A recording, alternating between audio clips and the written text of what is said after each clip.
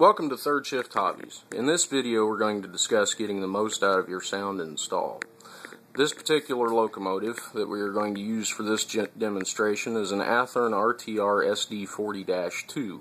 It's been outfitted with a Tsunami GN1000 sound decoder, 645 turbo sound file. It has a Soundtraxx speaker mounted under these two radiator fans. These have been left open. We'll get to that in a minute. The person that installed that did mount the speaker facing up, which is a good idea. The closer you get the sound to the person that's going to be hearing it, the better your sound will be. We're going to discuss baffles and the use of baffles and enclosures to maximize the sound output of your locomotives. Well, let's get to it. Let's fire this thing up and get some power on it. Flip this switch to get some power over here.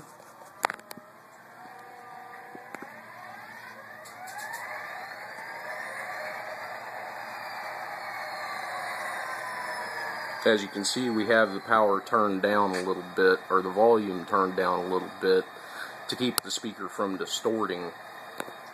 We might need to go to Decoder Pro and turn this up just a little bit so that we can make this demonstration a little bit better. I'm going to go over here to Decoder Pro.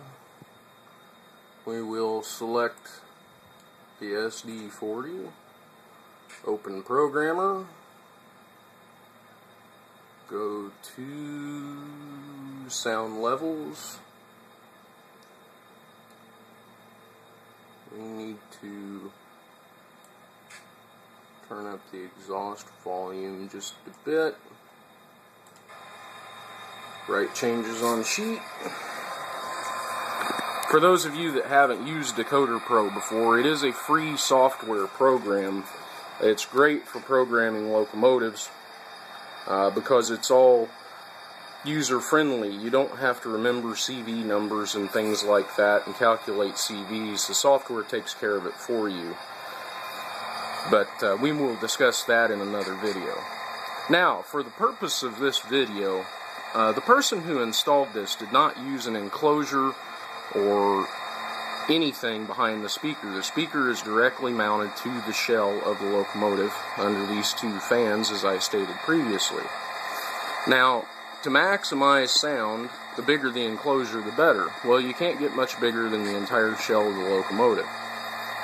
Now, the problem we have with the muddied sound in this particular unit is the fact that the sound waves coming off the back of the speaker are meeting the sound waves coming off the front of the speaker too soon and canceling each other out and muddying the volume.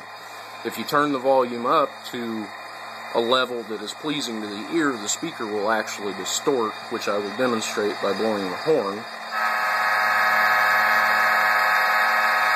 Not sure if you can pick that up in the video, but there was a little bit of crackling going on.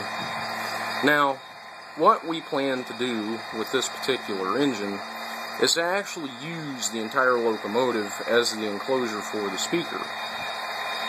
And if I cover these radiator grills, if you notice, there was a very distinct change in the sound quality. It got much better, much more defined, more bass is coming out. Now keep in mind, this is not a high bass speaker, but we can achieve the same level of sound quality even with a non-high bass speaker by baffling it properly.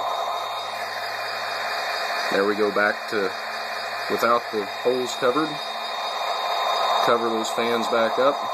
Notice the difference in the sound. Now what we will do is we will go in here, we will remove the shell of this locomotive and actually build styrene, use flat sheet styrene, and actually glue a piece underneath on the inside of the shell, under this fan, under the dynamic brake fans. We will paint them black inside because these fans do remove. We'll lay the styrene underneath, paint it black, put the fan back in place. It'll disappear, you'll never see it, but your sound quality will be so much better. In the next video, we will actually demonstrate what it sounds like when it's all complete. Stay tuned.